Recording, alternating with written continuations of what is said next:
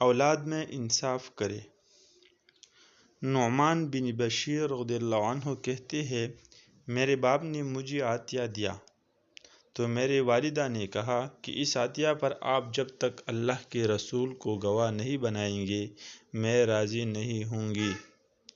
چنانچہ میری والد نبی صلی اللہ علیہ وآلہ وسلم کی خدمت میں آئی تو آپ نے پوچھا، کیا تم نے اپنی ساری اولاد کو اس طرح کی عطیہ دیا ہے؟ انہوں نے نفی میں جواب دیا تو آپ صلی اللہ علیہ وسلم نے فرمایا، اللہ سے ڈرو اور اولاد کے درمیان انصاف کرو، اور فرمایا، میں ظلم پر گواہی نہیں بنوں گا۔ صحیح البخاری حدیث 2587، صحیح مسلم حدیث 1623۔